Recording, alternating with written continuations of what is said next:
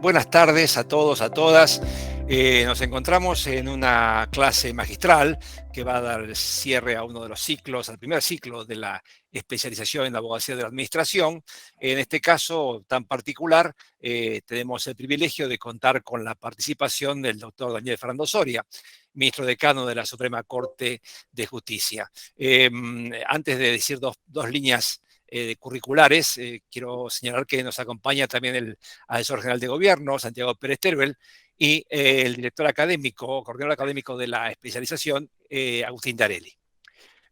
Si bien el doctor Soria es ya muy conocido, no hace falta presentaciones, simplemente recordemos que se desempeña en carreras de grado, en posgrado, en Derecho Administrativo, Derecho Público, Derecho Urbanístico, Derecho Local, en la Universidad de Buenos Aires, Nacional de Rosario, Notarial Argentina, en la Austral, la Universidad Católica, Católica de La Plata, en curso de profundización entre el Programa de Naciones Unidas para el Medio Ambiente, en el Lincoln Institute on Law and Land Policy y la Federación Española de Municipios y Provincias, y ha sido convencional constituyente de la provincia de Buenos Aires en 1994 y coautor del proyecto de Código Procesal Contencioso Administrativo, Ley 12.008, y de la Ley del Fuero. Autor de numerosas publicaciones de especialidad, miembro del Instituto Internacional de Derecho Administrativo. Bueno, entre muchas otras cosas. Creo que si no tengo mal la noticia, nos va hoy la clase a referirse a principios constitucionales del derecho público provincial. Así que le doy la palabra a la asesora general de gobierno para que dé la bienvenida del caso y después pasamos a la clase. Buenas tardes a todos y a todas. Para mí es un honor inmenso, para la Asesoría General de Gobierno también, contar con la presencia del ministro de nuestra Suprema Corte, el doctor Daniel Fernando Soria. Es un honor enorme, no solo por su calidad profesional y por el extenso currículo académico que tiene y que Horacio pudo contarnos las notas más características, sino también por el compromiso que tiene el doctor Soria con el derecho público, especialmente con el derecho administrativo. Esta es, digamos, nosotros estamos transitando el primer eje, la primera especialización en abogacía provincial, después de haber trabajado muchísimo en el contenido académico de esta propuesta, que tiene como objeto fortalecer las habilidades de las abogadas y de los abogados que nos dedicamos a asesorar jurídicamente en el ámbito de la administración pública provincial. Por eso contar con la participación del doctor Soria para nosotros es un placer inmenso. Así que nuevamente le agradezco, doctor, que haya aceptado tan amablemente ser parte de esta propuesta académica, y les agradezco también al doctor Horacio Bacareza y a Agustín Tarelli la coordinación académica de este curso. Sin más, nuevamente agradeciéndoles a todos la presencia y al doctor Soria su participación en esta clase, los invito a escuchar atentamente a uno de los referentes del derecho administrativo argentino. Muchas gracias y buenas tardes para todos. Bueno, muchísimas gracias por la invitación, por poder compartir con ustedes un momento de reflexión y de pensamiento sobre temas de derecho público, local, de derecho administrativo. Es sinceramente para mí siempre un gusto participar de las actividades que se organizan en instituciones tan señeras como la Asesoría General de Gobierno, que es prácticamente fundacional con la provincia. Es una cuna del derecho administrativo provincial, cumple una función ineludible, fundamental de asesoramiento, de consulta, de orientación y en cierto modo también de control de la juridicidad del obrar de las administraciones públicas provinciales. Así que el gusto es para mí. En esta ponencia me pareció adecuado hacer una especie de panorama general de las bases constitucionales del derecho administrativo en el ordenamiento provincial, comenzando por una somera referencia a la distribución macro que tiene toda estructura constitucional contemporánea, y luego, en una segunda parte, si nos da el tiempo, aludir a un puñado de cuestiones de interés actual que están pendientes de resolución o que ofrecen aristas problemáticas. Sobre todos estos temas trataré de hacer alguna ejemplificación para proveer algún tipo de información a los colegas que están cursando este ciclo de material jurisprudencial de nuestra Corte que ha tenido ocasión de interpretar las diversas normas y enunciados de la Constitución. Vayamos entonces a la primera parte, las bases constitucionales en orden provincial y cómo esto se conjuga con una estructuración que podríamos denominar típica o clásica de los textos constitucionales. Esta distribución de contenidos se da, groseramente dicho, en dos grandes rubros. El primero es el de núcleo de las normas vinculadas al sistema de derechos, y el segundo es el núcleo de la arquitectura del poder público. Pues bien, en cuanto al primero y en cuanto al segundo, nos encontraremos con una gran cantidad de connotaciones jurídico-administrativas. El presupuesto del cual no nos vamos a poder desembarazar a lo largo de esta intervención es el de la íntima ligazón entre el derecho constitucional y el derecho administrativo. La predeterminación constitucional del derecho administrativo, la juridicidad constitucional que luego es desarrollada por las instituciones de las administraciones públicas primordialmente. Empecemos entonces con las normas vinculadas al catálogo de derechos. Son muchas y muy relevantes las que establecen conexiones directas con el derecho administrativo. La primera que me toca elegir aquí en un orden un poco aleatorio es la del principio de igualdad. El principio de igualdad, ustedes saben, está recogido en el artículo 16 de la Constitución Nacional, pero también tiene el correlato en el artículo 11 de la Constitución de la Provincia de Buenos Aires. ¿Cuál es la imbricación principal que ha generado discusiones a lo largo del tiempo y que de momento está relativamente superada a nivel jurisprudencial en la provincia de Buenos Aires en relación con el principio de igualdad? El de la posibilidad de invocar como fundamento de la igualación de una situación jurídica el precedente administrativo. Esto que se discutió mucho en la provincia de Buenos Aires hace bastantes décadas, a partir de un caso González de 1976, si el precedente administrativo vinculaba o no a la administración pública y por qué lo hacía o por qué no.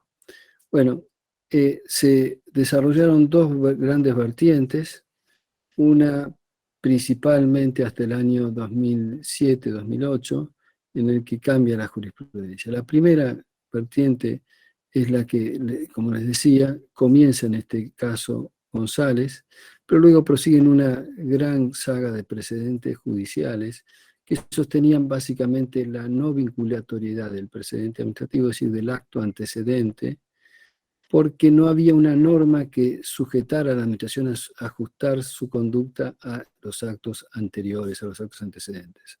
Por cierto, que el precedente administrativo tiene una doble fase. Puede jugar como un mecanismo de invocación para igualar situaciones en relación con terceros, o puede operar como antecedente dentro de una misma relación jurídica. En este último caso, por supuesto, no estaremos convocando al principio de igualdad para satisfacer o no la problemática que genera el apartamiento eventual del antecedente, sino estaríamos en otro campo, en el de la confianza legítima, el del principio de la buena fe, de la aplicabilidad de los actos propios en el campo del derecho público. Pero vayamos al primer supuesto, cuando un interesado sostiene que la administración pública le ha denegado aquello que ha concedido a otro bajo las mismas circunstancias objetivas, con arreglo a las mismas normas jurídicas. Bueno, esto, como les decía, hasta el precedente judicial Nazar Anchorena era denegada la defensa o el agravio que habitualmente se hacía. Era muy común ver en demandas invocado este argumento. Hay violación del principio de igualdad porque se ha inaplicado un precedente administrativo en situaciones idénticas en perjuicio de mi parte. Bueno, esta doctrina Nazar Anchorena hizo un punto de clivaje, una solución de continuidad en la doctrina judicial, y a partir de ella la regla es que el precedente administrativo vincula a la administración pública. La administración pública tiene la posibilidad de apartarse o no, no la tiene nunca. Sí, claro que la tiene, en la medida en que invoque razones suficientes de interés público y que estas razones suficientes de interés público o de juridicidad las despliegue en la motivación del acto, que en principio debe ser concomitante.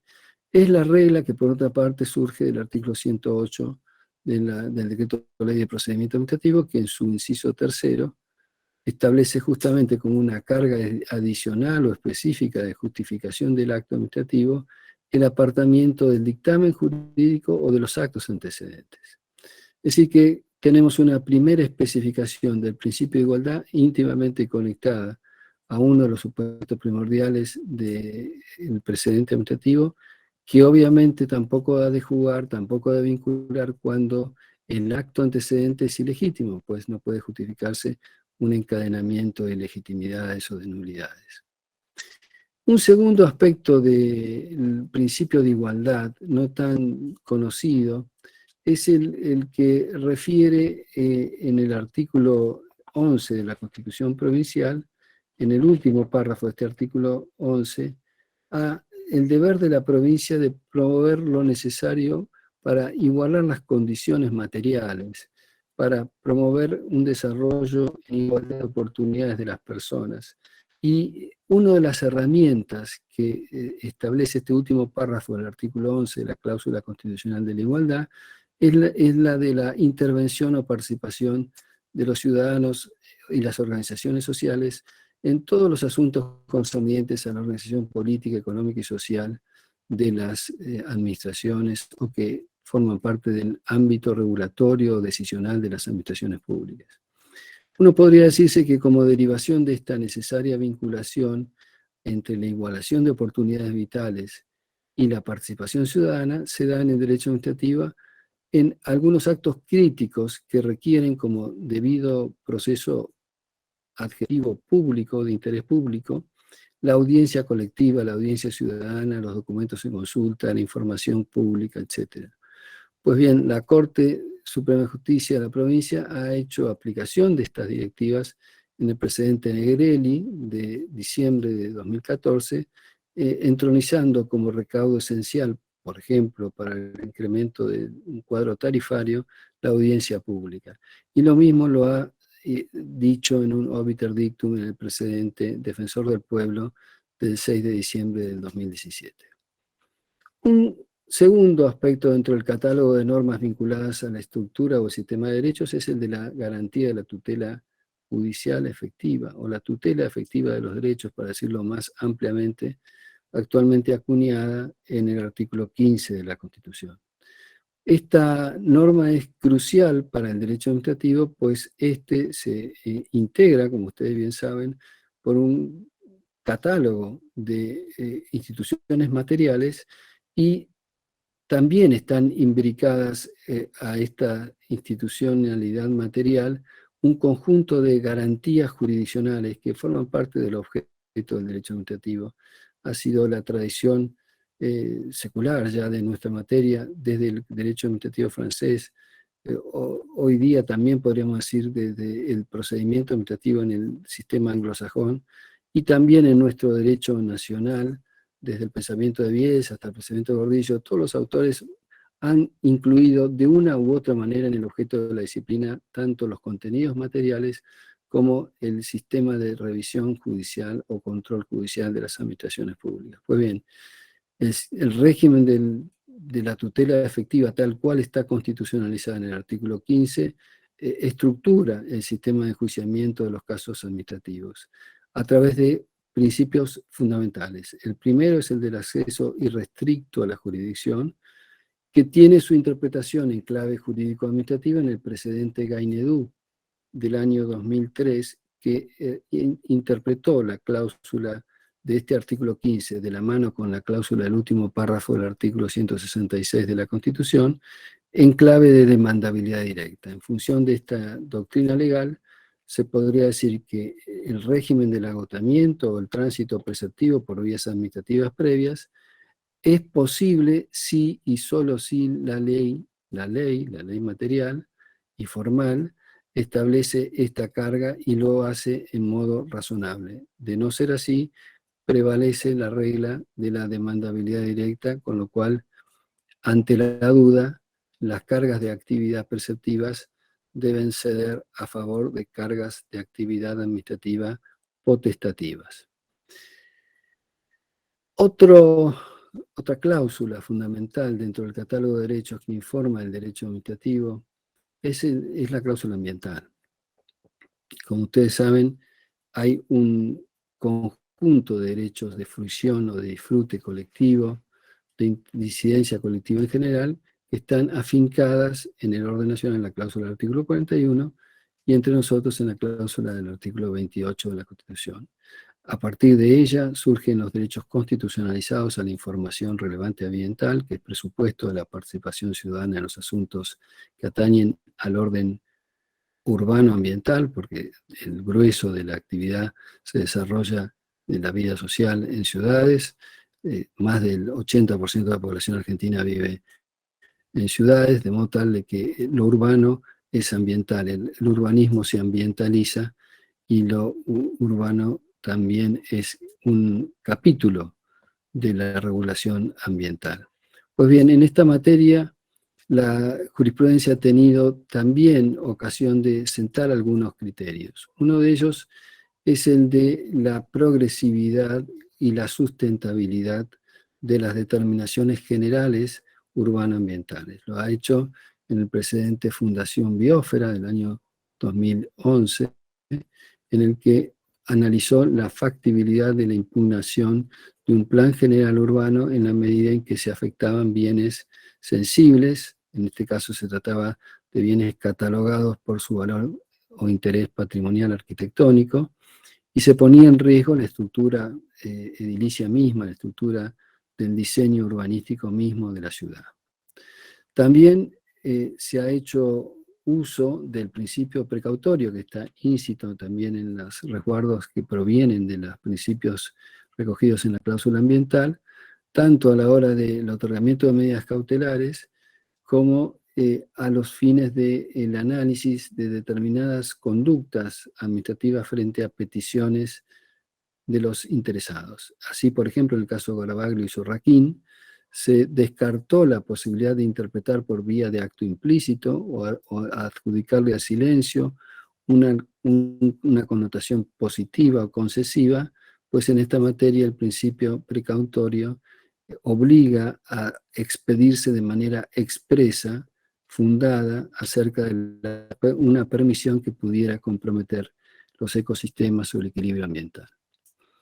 Otro de los ingredientes que forman parte de las bases constitucionales clásicas del derecho administrativo es el que liga la garantía de la inviolabilidad de la propiedad a la potestad expropiatoria. Esto está recogido, como ustedes saben, en el artículo 17 de la Constitución y también sentado en el artículo 31 de la Constitución provincial. Pues bien, en derredor de esta cláusula se ha debatido si la expropiación solo funciona como título justificante de la intervención ablatoria sobre el dominio por razones de utilidad pública, o si cuando el Estado, por ejemplo, expropia tierras ocupadas por personas que carecen de vivienda, que no pueden materializar su derecho a la vivienda, y esa expropiación se hace con fines de su radicación en esos lugares para hacer una urbanización de interés social. Si este tipo de cláusula expropiatoria de quitarle a uno, como se decía brutalmente hace muchos años, para entregársela a otro, satisface o cubre el recaudo constitucional de la utilidad pública. Hace tiempo que está aceptado que esto constituye utilidad pública, pero hoy día tenemos en nuestro ordenamiento un argumento añadido de base también constitucional por articulación entre el sistema local y el sistema federal a través de la cláusula de la incorporación de los tratados de derechos humanos, pues el artículo 21 de la Convención Americana de Derechos Humanos habilita la expropiación no solo por causas de utilidad pública, sino también por razones de interés social. y estos son casos típicos de interés social.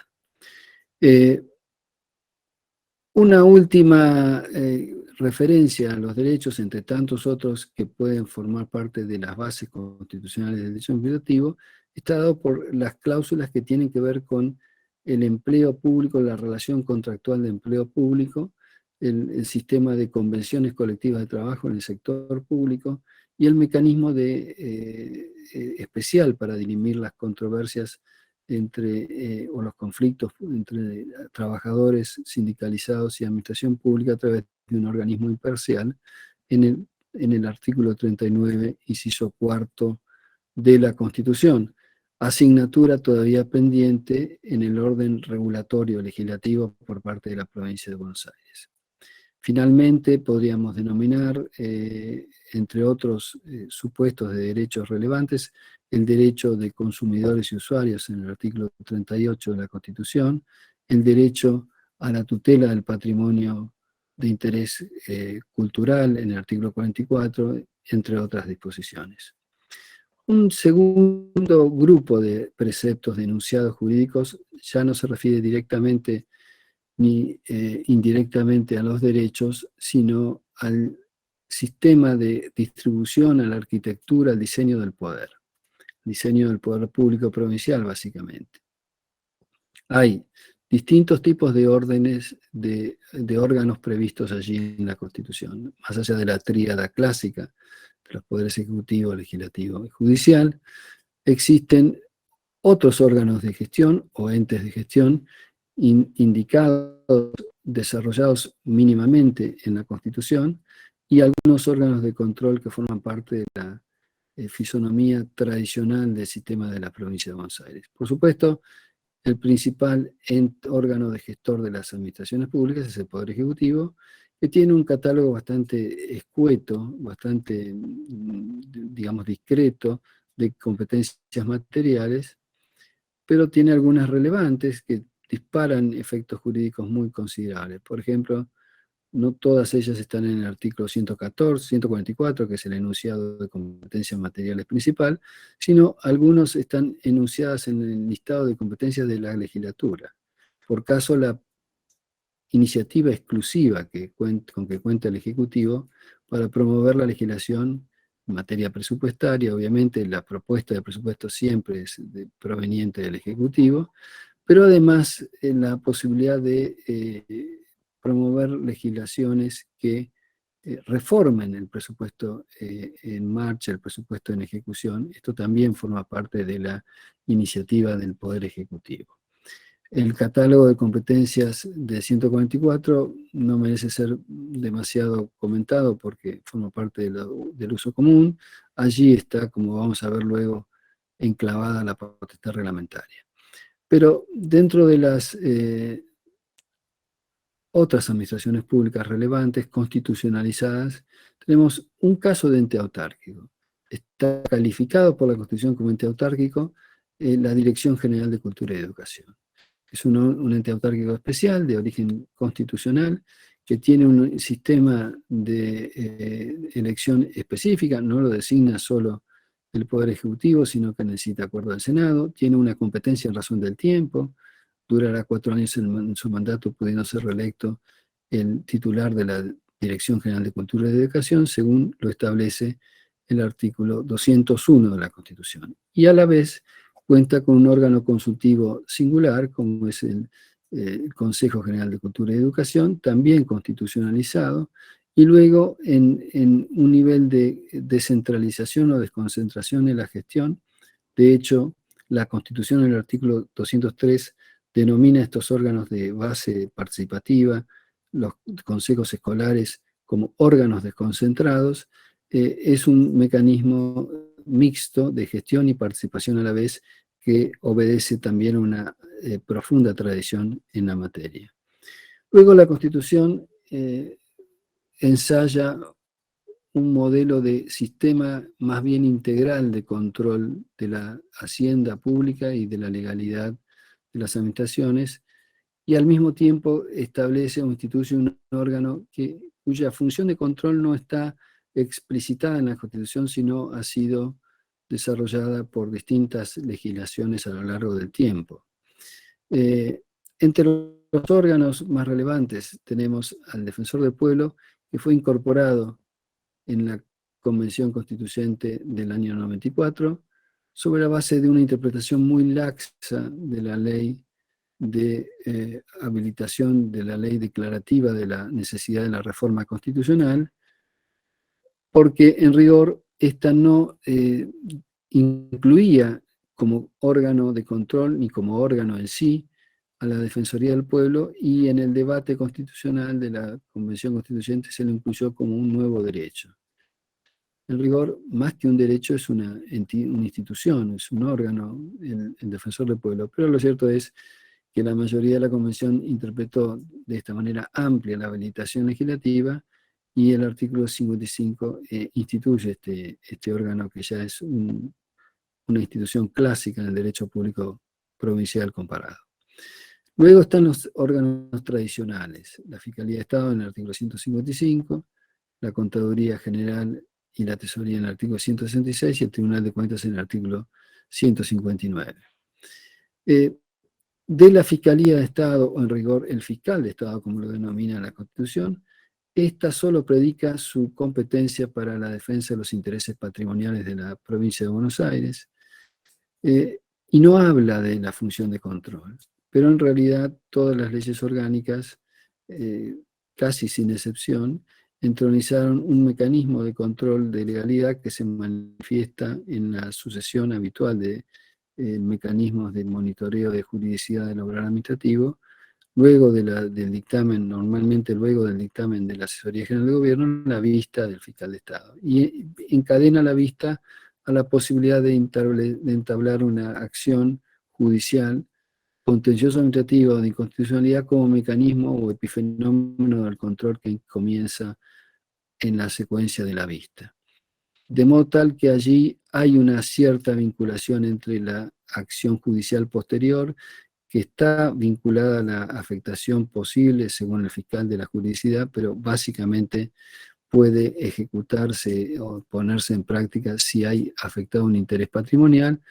Es decir, hay una vinculación entre el control y la defensa del interés patrimonial, que está mentada en el artículo 155 de la Constitución. De todos modos, ha habido discusiones ya bastante antiguas, de mediados del siglo pasado, en torno a si una norma que quitara la función de la vista era constitucional o no, y se dieron distintas razones para sostener la posibilidad constitucional de circunscribir la misión de la Fiscalía de Estado a la mera defensa de los intereses patrimoniales.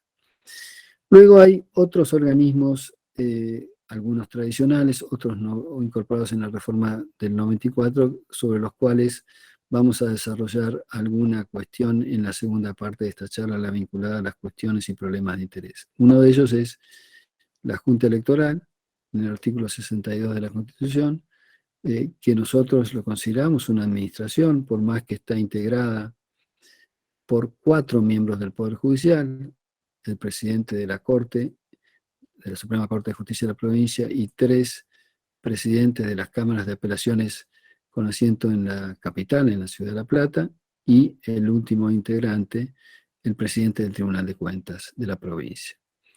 Y el segundo órgano a los que nos vamos a referir en algunos aspectos jurídicos que pueden tener interés es el Consejo de la Magistratura, previsto en el artículo 175, incorporado por la reforma del año 1994. Vayamos entonces a la segunda parte, luego de esta visión meramente panorámica, descriptiva, de un conjunto de normas constitucionales que anidan bases aptas para la regulación, para la casuística, para la interpretación de los casos administrativos. Esta segunda parte, las cuestiones que me parece merecen ser destacadas, de tantísimas otras, son las siguientes: la posibilidad o no, la problemática que encierran los decretos de necesidad de urgencia en el orden provincial. En segundo lugar, la exigencia de motivación en ciertos órganos especiales, y la justiciabilidad en sí de sus actos, como presupuesto incluso del análisis jurisdiccional de su motivación. En tercer lugar, el sistema de enjuiciamiento que la Constitución destina a lograr u omitir de las administraciones públicas. Y por último, la problemática de las administraciones locales o de los municipios. Pasamos a la primera cuestión, los decretos de necesidad y urgencia.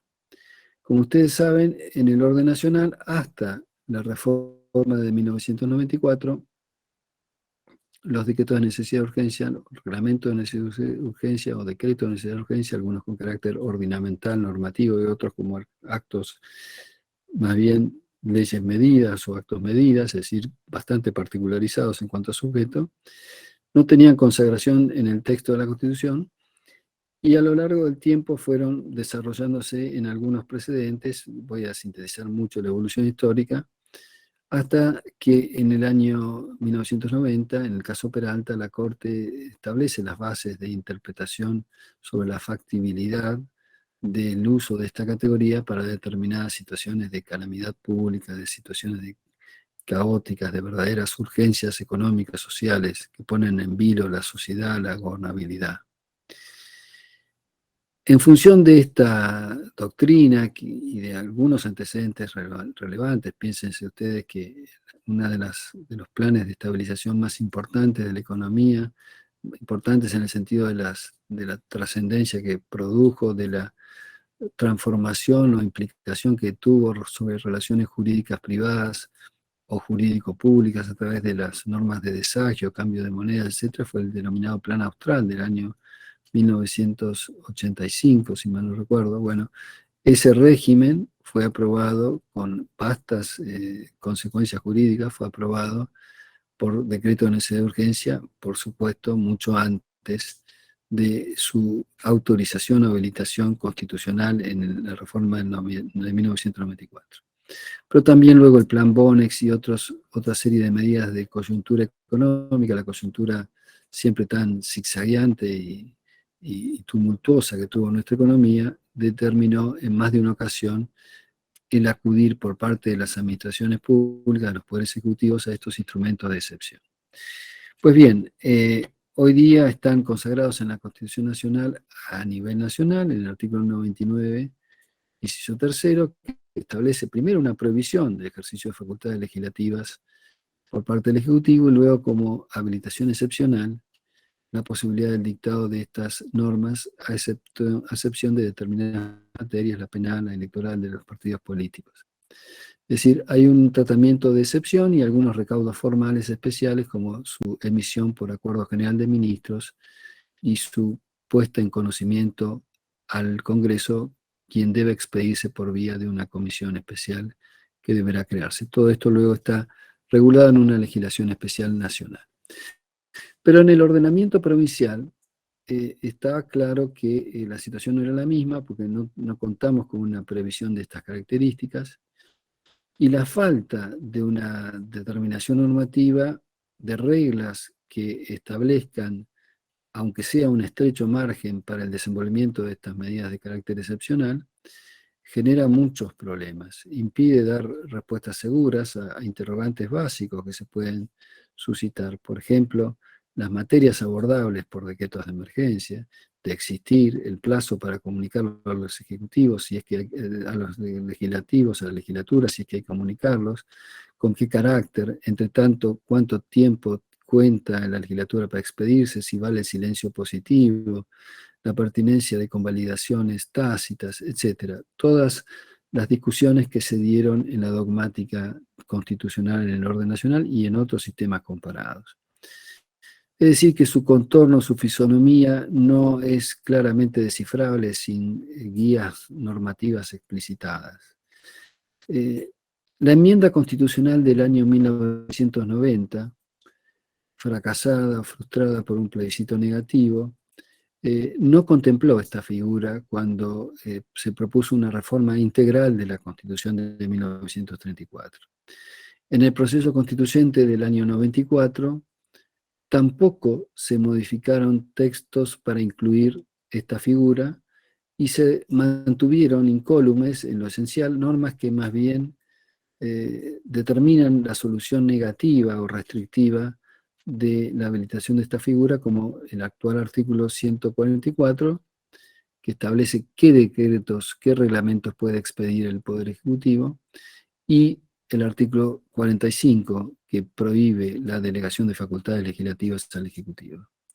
Es decir, que estas normas fueron mantenidas, y no solo eso, sino que se reforzó la regla de la distribución de poder en el artículo 3, en la repartición de poder entre los órganos supremos del Estado, estableciendo con carácter de nulidad la infracción a este mecanismo de distribución.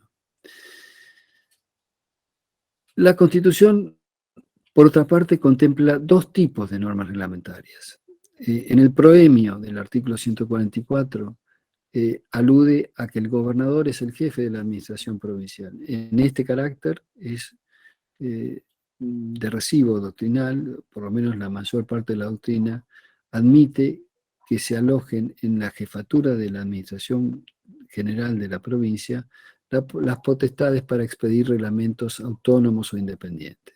Es decir, normas dictadas en materias privativas del quehacer administrativo, buena parte referidas al quehacer organizativo interior de los departamentos del Estado, y con sostén en el inciso segundo del artículo 144 se establece la categoría más conocida de los reglamentos de ejecución como normas de desarrollo que facilitan la implementación de las leyes en la medida en que no alteren su contenido, cuidando de no alterar su espíritu, dice la norma, con excepciones reglamentarias. Estas son las dos categorías de reglamentos que la Constitución admite.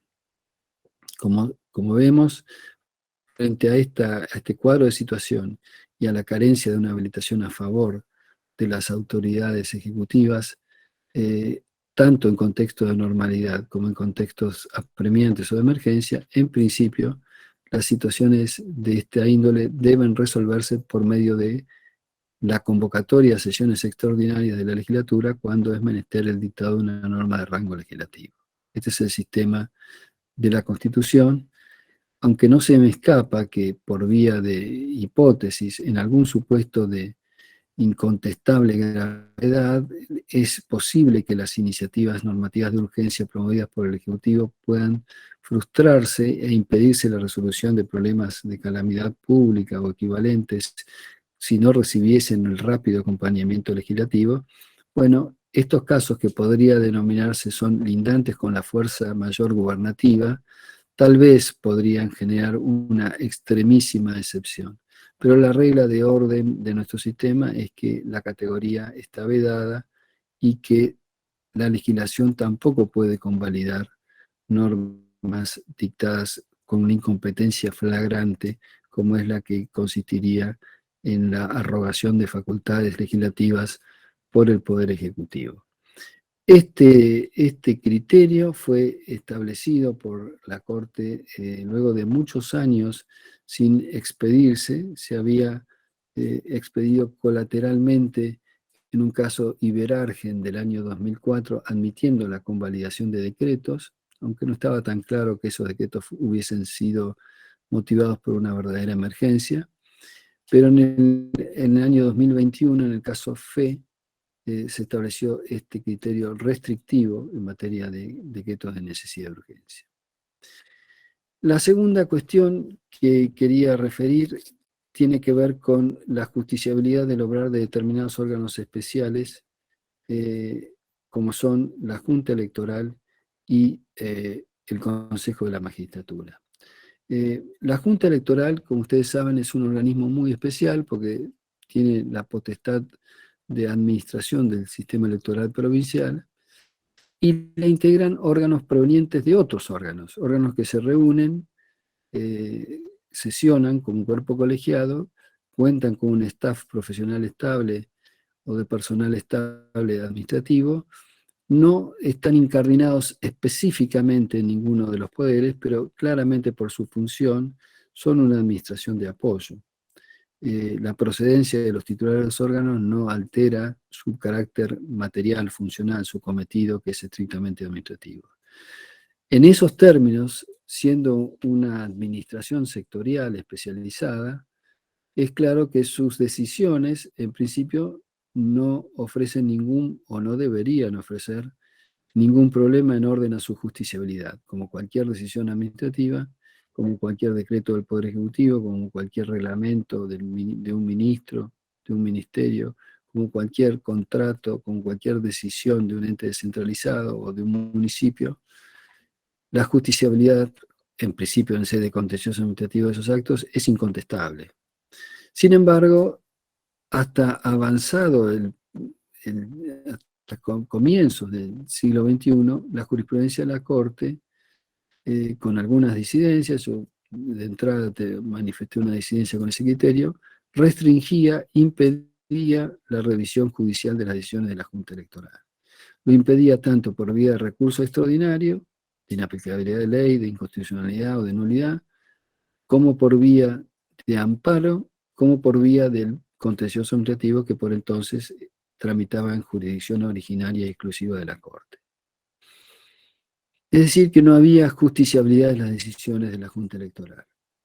A partir de algunos precedentes del año 2005, como el caso Ricés, la mayoría de la Corte empezó a sostener que este criterio de la restricción a la justiciabilidad operaba por principio, insinuando la posibilidad de que en algún supuesto excepcional se abriera la jurisdicción.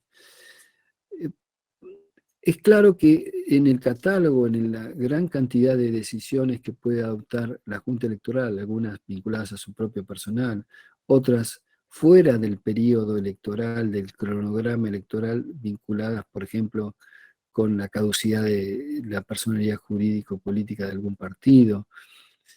Las decisiones son decisiones, por decirlo, ordinarias, que no ofrecen mayor dificultad en su justiciabilidad ordinaria, por así decirlo también.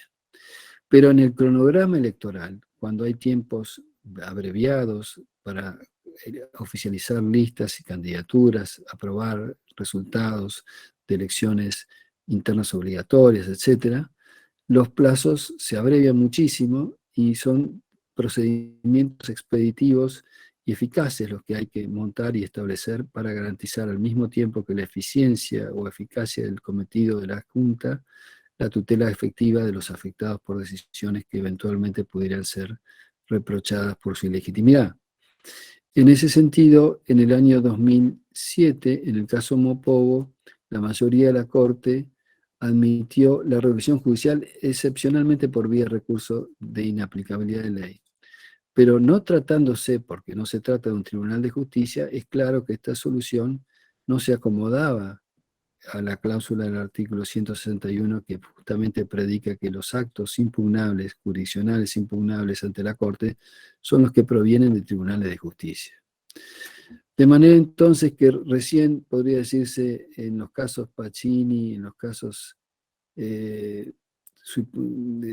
a partir del año 2017-2019, la Corte empezó a modular un criterio integrando mayorías ocasionalmente, porque a veces votaban jueces del Tribunal de Casación, porque los jueces de la Corte, los presidentes de la Corte integran la Junta Electoral y se excusan, y la presiden, precisamente por eso se excusan. Bueno, fue conformándose una mayoría que hoy día provisionalmente podría sostener el criterio siguiente. Durante el periodo electoral, los procesos urgentes son los que priman supuesta la justiciabilidad de los actos de la Junta Electoral. Y de los procesos urgentes, el más apto en principio para canalizar en las exigencias de la tutela judicial efectiva son los que tienen que ver con la acción de amparo. Es decir, que de momento, hasta tanto la legislatura regule esta materia que es crítica y sobre la cual la Corte ha exhortado en más de una oportunidad, la vía del amparo sería la más idónea para atender estas necesidades de tutela judicial. En segundo lugar, respecto de estos actos, estos órganos especiales, se plantea la exigencia, si la exigencia de la motivación aplica o no aplica, por lo menos en los mismos términos o en términos similares a los que conocemos nosotros pacíficamente en el ámbito del obrar y decidir de las administraciones públicas comunes u ordinarias, por así decirlo. Respecto del Tribunal de la Junta Electoral, la cuestión fue sacada en el precedente marco en el año 2013, sosteniendo que, no obstante ser un órgano colegiado, cualificado, al igual que el Tribunal de Enjuiciamiento, la Junta Electoral debe justificar sus decisiones y aplicar la norma analógicamente del artículo 108 del Decreto de Ley de Procedimiento Administrativo. Se planteó una mayor discusión con otro órgano especial, que es el Consejo de la Magistratura, cuyo cometido único es el de la preselección de cargos críticos para la judicatura, a excepción de los integrantes de la Corte y del titular del Ministerio Público, el Procurador General de la Corte. En relación con los demás casos, hay un procedimiento de selección que debe guardar adecuada publicidad, cuya base constitucional es el artículo 175 de la Constitución del 94, que corona en una evaluación que define una lista corta, una terna, vinculante para el Poder Ejecutivo, quien puede elegir dentro de ella, a mi modo de ver, con discrecionalidad, es decir, los ternados son indiferentes jurídicos, cualquiera de ellos puede ser electo sin que en principio esta opción por uno y el desplazamiento de los otros dos encierre un problema jurídico. Pero la cuestión se plantea en relación con la fase previa, es decir, la fase de la preselección y la obtención de la terna. Allí, luego de una serie de precedentes en los que se caviló sobre esta cuestión, en un caso resuelto en diciembre de 2012, es decir, hace casi 20 años, el primer caso Sarlenga, la mayoría de la Corte concluyó en la necesidad de que las ternas fuesen motivadas. Y el argumento principal que se utilizó, más allá de que la motivación forma parte del test, un requisito de racionalidad de toda decisión jurídica, estuvo cifrada precisamente en el texto del artículo 175 de la Constitución, norma que establece, a diferencia del artículo 114, 114 de la Constitución Nacional, que se refiere al Consejo de la Magistratura en el orden nacional, que alude a los concursos públicos meramente. La norma local, el 175, lo hace de una manera un poquito más precisa, pues establece que este órgano de la Constitución debe seleccionar los candidatos a jueces y miembros del Ministerio Público conforme a criterios predeterminados y objetivos de evaluación. Es decir, está predisponiendo la conducta del organismo de selección y le está exigiendo que establezca antes de la convocatoria las bases de la evaluación, lo haga de manera objetiva y en forma con adecuada publicidad y en forma racional. Es decir, que corone toda esa selección de puntajes o mecanismos o parámetros de evaluación en modo tal que la determinación final conjugue, se armonice, sea congruente con esos puntajes. Eso es la evaluación, un trámite que empieza en la confección de las bases de la selección y que corona en el acto de selección, que debe ser, por supuesto, congruente con esas bases. En atención a estos presupuestos de base constitucional, la Corte, en el precedente Sarlenga, sostuvo la necesidad de que los actos del Consejo de la Magistratura que determinan la aprobación de una terna sean motivados. Una última cuestión, ya estamos en los 45 minutos, así que lo voy a hacer muy rápidamente para abrir un espacio de preguntas. Una última cuestión vital, es decir, no por última y menos importante, probablemente la más importante, sea el aspecto que tiene que ver con las administraciones locales, con los gobiernos locales, con los municipios. La problemática constitucional de los municipios en la provincia de Buenos Aires es seria, porque junto con Santa Fe y Mendoza, la provincia de Buenos Aires es la que no cuenta con el desarrollo en su ordenamiento constitucional y yo diría tampoco en el ordenamiento legislativo de el mandato de la obligación del imperativo constitucional que la cláusula del artículo 123 de la Constitución Nacional le impuso en cuanto a la necesidad de incorporar un régimen de autonomías reglando su alcance y contenido en el orden institucional, político, administrativo, económico y financiero. Es decir, estamos a más de 25 años de aquella norma constitucional con el mandato incumplido.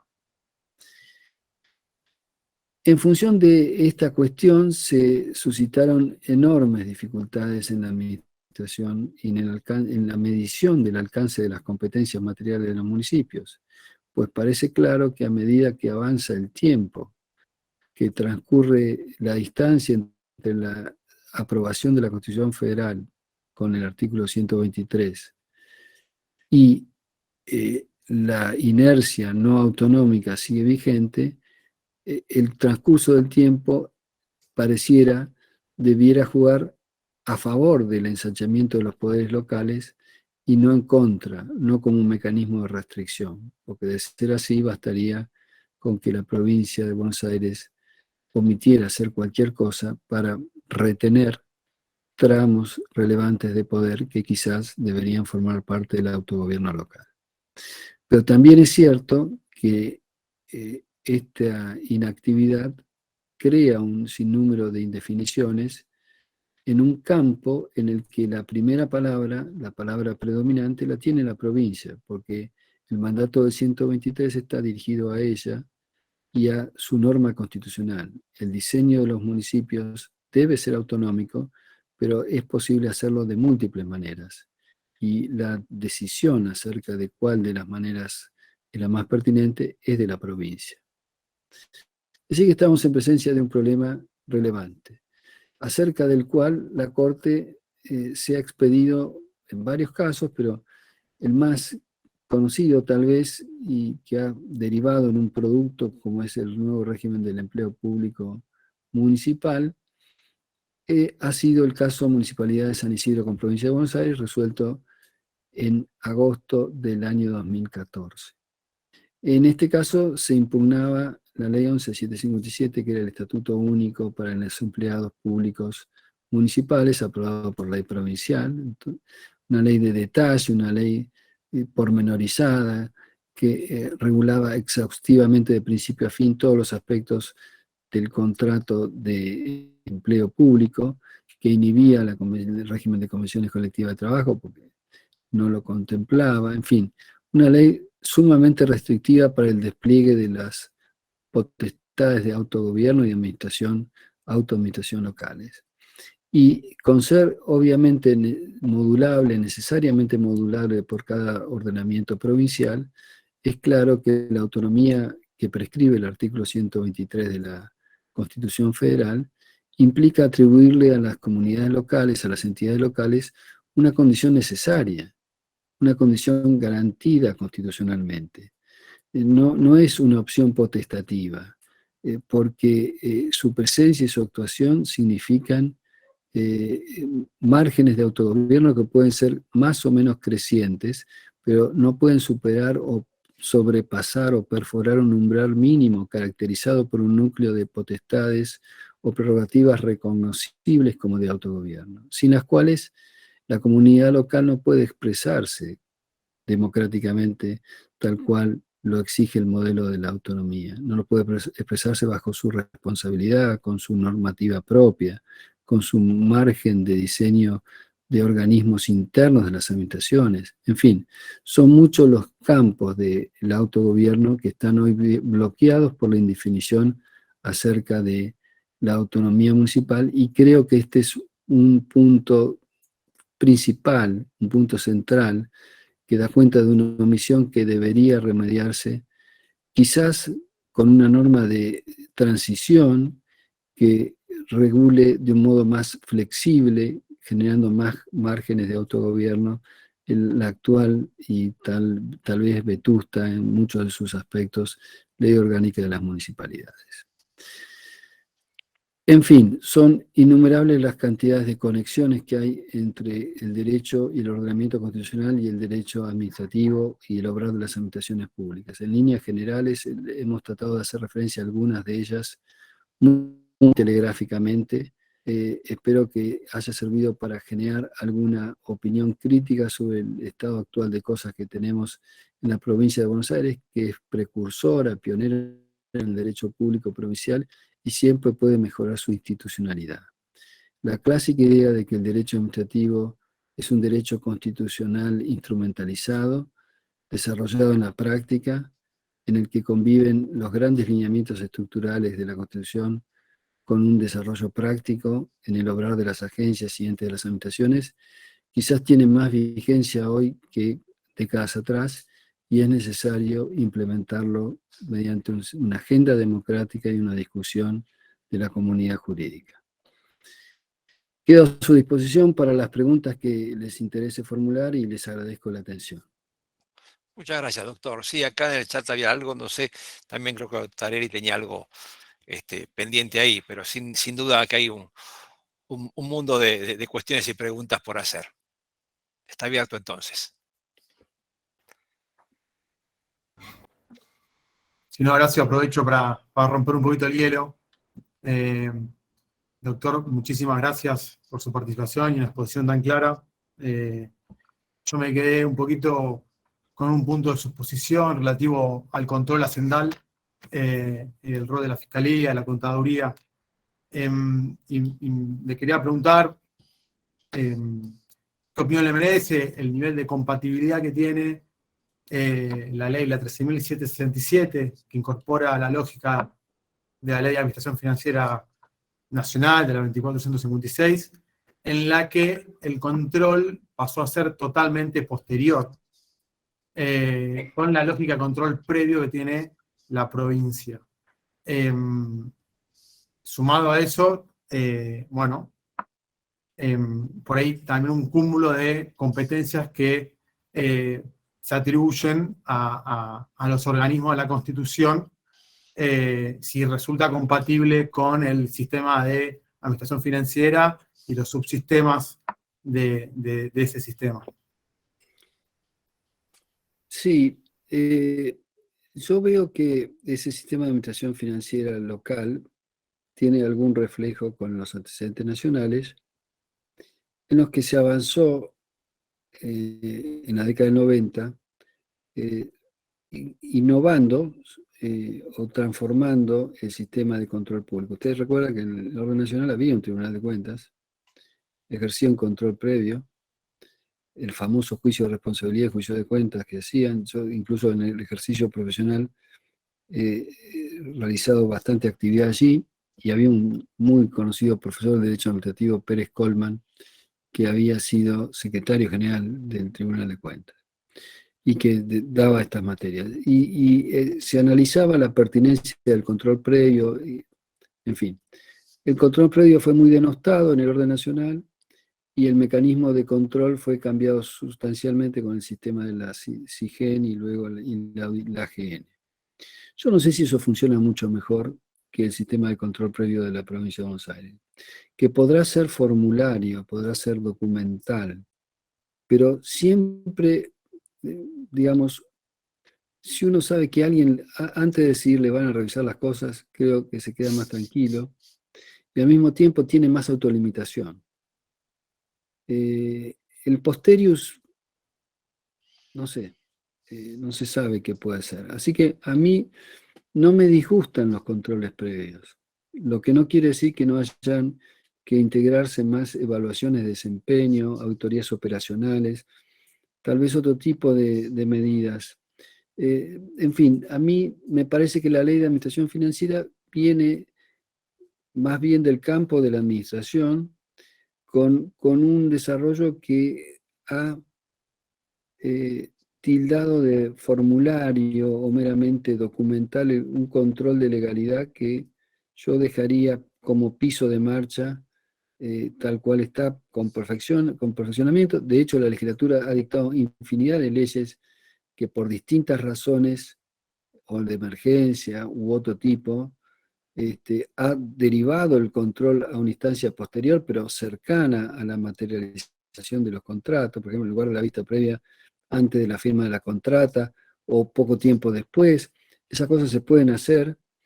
La única virtualidad que tiene en el sistema de la Fiscalía de Estado el control previo es que hay una especie de anoticiamiento en la vista que informa al órgano de la administración activa que puede tomar la decisión y que sabe que si contraviene esa decisión se expone a una pretensión que no es una lesividad, porque no hay una nulidad de un acto estable, es pretensión como epifenómeno del control.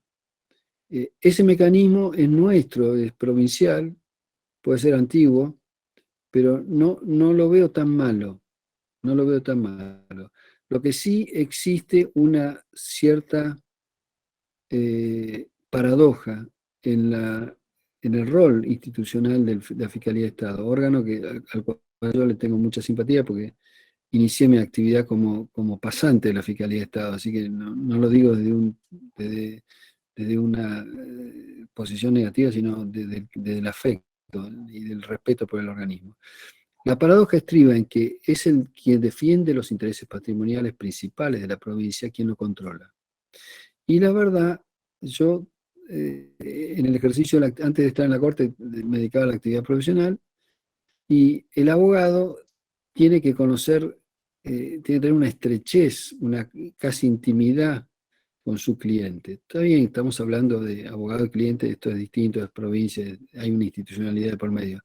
Pero la distancia que requiere el control no es la que se aconseja para la estrategia procesal que a veces la provincia debiera tener, con la buena fe procesal, con la lealtad procesal de por medio, pero a veces esta dualidad de regímenes marca una distancia que a la hora del ejercicio de la litigación debería estar en manos de alguien que tenga más estrechez, más confianza con el órgano individuo que tiene el pleito encima, por así decirlo. Pero bueno, dejando de lado esta disquisición, yo creo que los controles, cuantos más haya mejor, pero cuanto más menos interfieran en la buena marcha de la administración, también mejor. Y yo creo que ahora, con los sistemas online que hay y la trazabilidad de todos los actos, me parece que se puede mejorar muchísimo en los sistemas de control. Ahora, que los controles previos son buenos, no tengo duda, y pongo solo una anécdota parroquial interna. La Corte hasta hace 16 años más o menos, ¿no? Dictaba su cantidad de actos administrativos y reglamentarios sin un dictamen jurídico previo. Poco había una idea, peregrina idea, que era más o menos la siguiente: si nosotros somos la Corte, ¿cómo vamos a tener un dictamen jurídico previo, etcétera? Y la Corte así dictaba actos que anulaba bajo los procesos contenciosos administrativos cuando provenían del Poder Ejecutivo. Tenía una especie de doble estándar. Entonces, algunos sostuvimos la necesidad de que haya un área de asuntos jurídicos, como cualquier administración de todo el país, de cualquier lugar. Y empezó a funcionar. Y ahí uno notó la vivencia de la contradicción, diría Cosio, cuando alguna vez el dictamen expedía una opinión que no era de nuestro parecer o que anticipaba una situación que nos costaba remediar administrativamente. Y bueno, allí se cifraba el éxito del dictamen previo, porque esa tensión que se provocaba era un desafío para mejorar la calidad argumentativa de una decisión diversa, por ejemplo. Entonces, yo soy partidario de los controles previos. Bueno, algunas otras preguntas por el chat pueden hacerlo. A ver. Aquí hay una mano levantada. Muchas gracias, doctor. Para cerrar, después tengo otra relacionada a los municipios, pero no quiero... Andrés Vulcano, perdón, tiene la mano levantada. ¿Puede habilitar su micrófono y muchas gracias. Buenas noches, doctor. Habla Walter. Una consulta. Con relación cuando dijo el principio de la clase, la fuente de derecho administrativo, me gustaría conocer su opinión con respecto a qué incidencia tienen las sentencias de la Corte o de la Suprema Corte en relación a los precedentes administrativos que guían justamente a los organismos de control en la administración, ya sea asesoría o fiscalía, y la obligación que tienen justamente estos organismos de asesoramiento y control de acatarnos justamente a dichas sentencias. Lo digo por el caso, como hace muchos años, antes, en la dictamen de asesoría o la vista, por ejemplo, en la década del 90 o comienzo 2000, solamente se basaba en el principio de legalidad objetiva, ¿no? Es decir, lo que acataba, lo que decía el cuerpo marco normativo, por el cual debe emitir una dictamen o vista, y hacía cierta omisión a los derechos internacionales, por ejemplo, los derechos sociales y culturales, los derechos humanos. Aludo justamente que si usted avala justamente como decirlo, esta incidencia justamente de acatarnos a los derechos internacionales en los casos de ciertos vacíos de derecho administrativo. Sí, digamos, un punto son los contenidos de la juridicidad supralocal, supranacional, asociada a los tratados de derechos humanos que están en el bloque de constitucionalidad, y respecto de los cuales, digamos, si uno se atuviera a pie juntillas a la doctrina del caso Hellman, debería interpretar que las autoridades de las administraciones deben ejercer el control de convencional de oficio con la consecuencia a ultranza, de seguirse a ultranza este criterio, yo no lo sigo a ultranza, de que un director general de la administración provincial podría declarar inconvencional un acto del gobernador. Entonces, de oficio, sin que nadie se lo pidiera. Entonces, ahí donde veo problemas en esta construcción. Pero más allá de este punto, todo lo que es el sistema de juridicidad vinculado a los derechos humanos y las recomendaciones del Comité de Derechos Humanos, en fin, son fuente o guía por lo menos, en las administraciones públicas. Respecto a las sentencias de la Corte, allí hay normas, en algunos casos, en la ley del Tribunal del Código Fiscal, tanto en el orden nacional como en la provincia de Buenos Aires, que en las normas, las sentencias que han declarado la inconstitucionalidad de normas tributarias o de determinaciones tributarias pueden ser aplicadas por los tribunales fiscales. Sin habilitación legislativa para declarar la inconstitucionalidad o inaplicar la inconstitucionalidad. Sin habilitación legislativa, yo creo que la práctica de seguir los precedentes o la doctrina legal de los superiores tribunales es un mecanismo de economía de esfuerzo, finalmente, o de análisis de pronóstico de decisiones. Por ejemplo, hoy día la Corte de la Provincia tiene 4 miembros. Supongamos que hay un caso nuevo, que alumbre un caso nuevo, que no hay doctrina legal, y que los 4 tienen que decidirlo. Pongamos el caso de que 3 de los 4 opinan en un determinado sentido, hay que integrar la mayoría con un juez del Tribunal de Casación Penal, que rota anualmente. Es decir, que esa mayoría, supongamos que sale 4-1, supongamos que se repiten varios casos iguales durante el mismo año. Es decir, tenemos varias sentencias con esa misma integración que sabemos que no es consolidada o definitiva, que podría decirse que es una doctrina legal, pero bueno, en esos casos el pronóstico que puede hacer el organismo de asesoramiento es débil en cuanto a la chance de que esa pueda ser la doctrina que se implante con cierta perdurabilidad. Es decir que en cuanto a la sujeción a las doctrinas legales, yo admito que hay algún margen de maniobra de las administraciones públicas, pero por supuesto, cuando está consistentemente declarada en un conjunto de integración en la cuestión, es difícil sostener una posición contraria. Esto sobre todo lo debería hacer cualquier asesor jurídico de un municipio que tiene una relación tan directa entre la actividad de asesoramiento con la actividad de litigación. Generalmente coinciden las estructuras, hacen administración consultiva, dictamen jurídico y defensa de los intereses del municipio. Así me parece que tiene que tener una buena imbricación lo que es pronóstico y análisis de la cuestión de legitimidad. Pero más o menos lo veo por ese lado, ¿no? Yo cuando tuve algunos años trabajando en Fiscalía de Estado, en mi comienzo de mi carrera profesional, nosotros hacíamos un informe al Ejecutivo cuando, por ejemplo, decidíamos no interponer un recurso federal en frente a la consistente doctrina legal o jurisprudencia de la Corte en sentido contrario. Por ejemplo, cuando empezaron a actualizarse por desvalorización monetaria los créditos en materia de contrato de obra pública, o en fin. Allí parecía que era perder el tiempo de insistir frente a un criterio muy definido de la Corte, ¿no? Perder tiempo y perder en costas, ¿no? Muchas gracias, doctor. No. Más.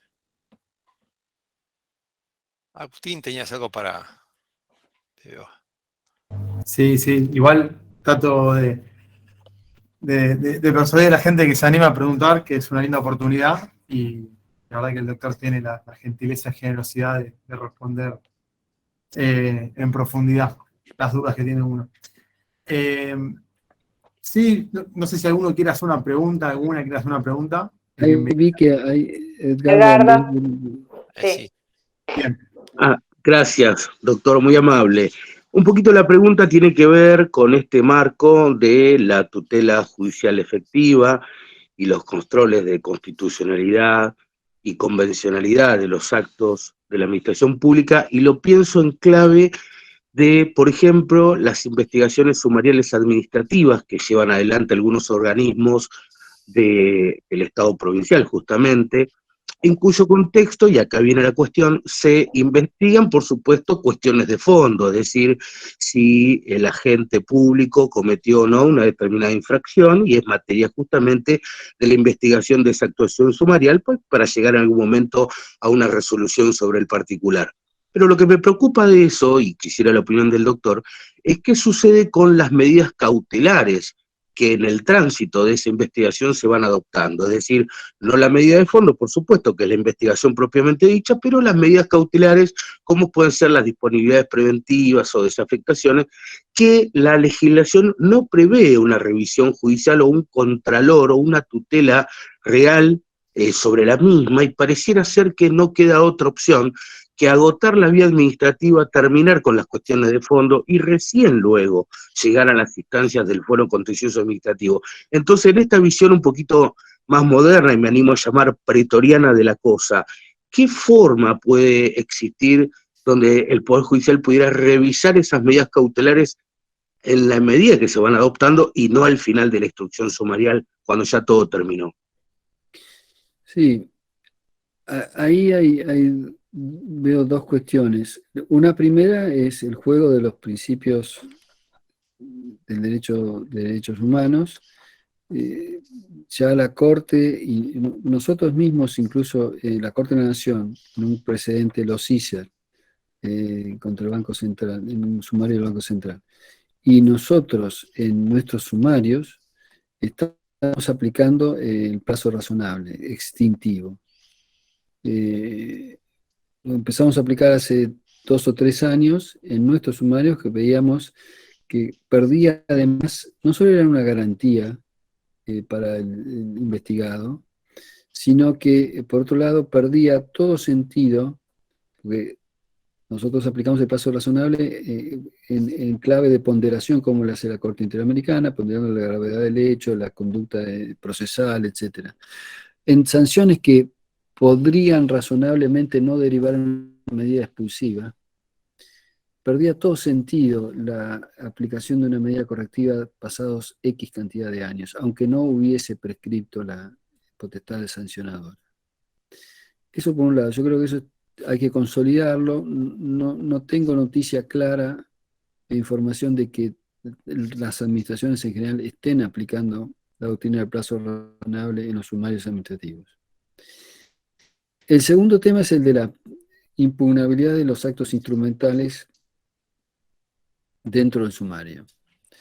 Allí hay casos de libro que se pueden seleccionar, se podrían aislar y ser materia de un acto de trámite equiparable.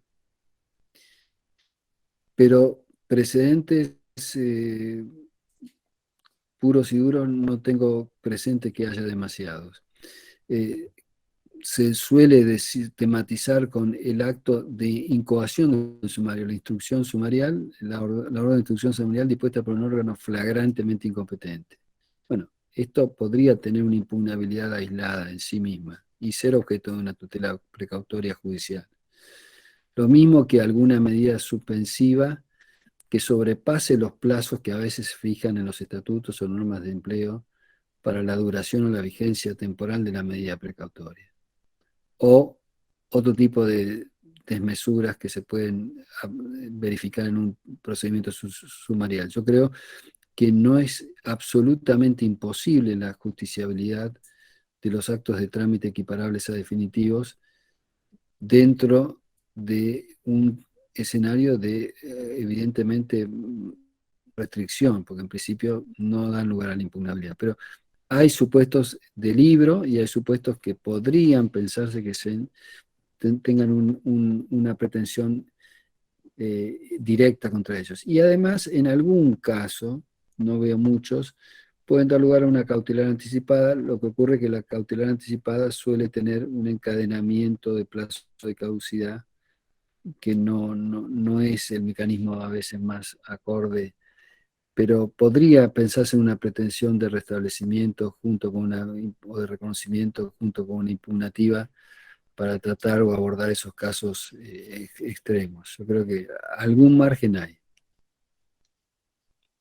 Gracias, doctor. Muy bien. A ver, ¿alguien más por el chat? Vamos, todavía hay unos minutos más. Vamos a abusar del doctor Soria. Ya lo tenemos a mano.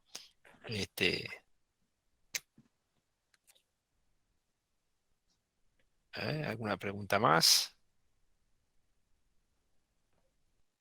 No hay Bueno, por ahora ninguna mano levantada. bueno, ahora tengo la mano levantada. No sé, ¿había alguno pendiente de municipios que decir algo vos, Agustino? O si no, o yo entendí mal. ¿No? Bueno, entonces podemos liberar al doctor Soria por esta tarde, solo por esta tarde. Bueno, doctor Soria, la verdad que para nosotros de la escuela es un gusto tenerlo, y la verdad que hemos apreciado como dijo el doctor Pérez Teruel, su predisposición y su generosidad, que, digámoslo, a veces no es lo más común, pero bueno, lo hemos aprovechado y la verdad que esperemos que esto sea solo una vez más, que podamos contar con usted en otra ocasión. No sé, doctor Pérez Teruel, doctor Tarelli, si quieren decir alguna cosita. Por mi parte, todo el agradecimiento por su aporte.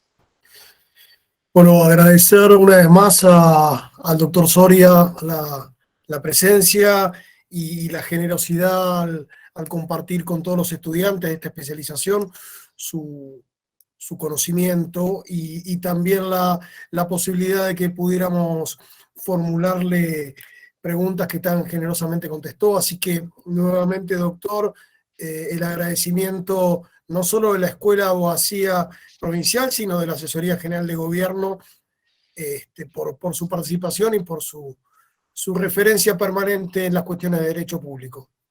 Bueno, de nuevo les agradezco. Yo les comento que cuando asumí la función, hace 20 años, al poquito tiempo renuncié a todas las cátedras. La última que renuncié era la que más alejada del derecho estaba, que era en el doctorado en urbanismo de la Universidad Nacional de Rosario, yo daba aspectos jurídicos del urbanismo. Pero ¿por qué renuncié? Porque entendía, sin dejar de valorar las opiniones contrarias, lo que yo pienso en este punto no es lo que piensa la mayoría, entendía que era un factor que a mí me podía perturbar seguir vinculado a la academia, a la discusión de doctrinas y de posiciones, a escribir, también dejé de escribir,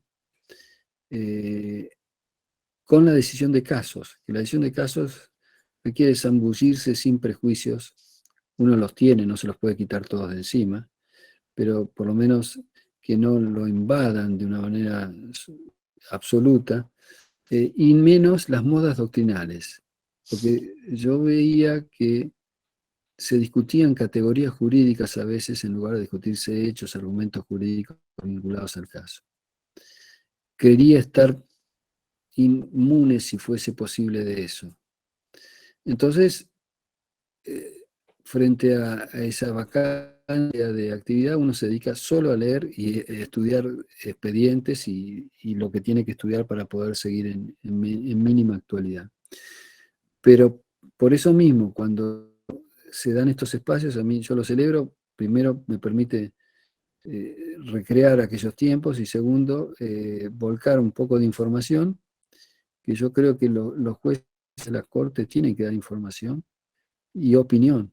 Tienen que opinar sobre su pensamiento jurídico, y su pensamiento en general tiene que ser conocido, porque es un mecanismo que es útil para los abogados saber cómo piensan los jueces también de determinadas cosas, por más que no pronuncien un resultado de ninguna especie, pero la cosmovisión puede servir para integrar mejor el pensamiento jurídico. El derecho no deja de ser un mecanismo plurisubjetivo, la comunidad jurídica influye, las doctrinas forman parte de una interacción entre pensamientos, intereses, pujas de distinto orden y lenguaje, y los jueces, la academia, los abogados y las instituciones administrativas son fundamentales para el derecho. Entonces, cada vez que se me hace una invitación de este tipo, yo celebro, ni que hablar cuando es asesoría de gobierno. Bueno, Fiscalía de Estado no me ha invitado nunca porque no hace mucho de estas cosas. Está bien que se dedique a defender los intereses patrimoniales de la provincia, porque de eso vivimos todos, pero que haya organismos como este, que haya el relanzamiento de una escuela de capacitación. El sector público profesional es inmenso, y uno, cuando ve un escrito bien hecho, por una defensa bien hecha, la verdad lo celebra, de una administración, de un municipio, de Fiscalía de Estado, de asesoría de gobierno, o de quien fuere. Uno se fija más en eso que en los escritos de las plumas promocionadas, por así decirlo. Porque son una organización que va transmitiendo conocimiento a lo largo del tiempo, y que contribuyen al perfeccionamiento de un Estado democrático como el que tenemos, afortunadamente, y que no es poca cosa, ¿no? No es por tener un pensamiento extranjerizante, ni mucho menos, pero uno tiene que ser buenos ejemplos. La administración francesa se ha basado en el profesionalismo de sus staff, por supuesto con una dirección política. Esa es la legitimación democrática, da la dirección política y la innovación, pero luego la marcha de los asuntos públicos siempre se hicieron con sistemas de capacitación y profesionalismo. Y el mejor modelo que hemos tenido nosotros en un Estado democrático ha sido el modelo francés. Y vaya que ha funcionado, y ha creado el derecho administrativo con funcionarios que están a veces en el lado de la administración activa, a veces en el lado de la administración jurisdiccional. Ellos no tienen justicia, como ustedes saben, no tienen un poder judicial que se dedique a estas cosas, pero funcionan fenómenos sin un contencioso administrativo judicial, la verdad, funcionan muy bien, pero también funcionan muy bien porque en algunos momentos en una estancia en las administraciones, o asesoría en administraciones, y luego vuelven a ser consejeros de Estado o miembros de las cámaras de apelaciones administrativas. Y funcionan perfectamente bien. No digo trasplantar eso, nosotros tenemos una tradición judicialista que está muy bien. Tenemos un gran contencioso administrativo provincial, descentralizado, asequible, que funciona, digitalizado, es el pilar de la innovación tecnológica de la justicia de la provincia de Buenos Aires. Tenemos un organismo de las características de asesoría de gobierno, de Fiscalía de Estado, que nos tiene que enorgullecer y permitir perfeccionarlos con estas escuelas, que tengo entendido que irradian para los municipios también, que no se abastecen solo a las administraciones públicas provinciales, sino a los municipios. Me parece que generan una red de conocimiento en la cual participar con una pequeñita cuota de aporte mínimo que uno puede hacer, para mí es una gran satisfacción. Ha sido mucho más que una gotita, doctor. Muchísimas gracias. Bueno, buenas noches. Buenas noches y muchas gracias a todas y a todos. Doctores, que sean ustedes muy bien.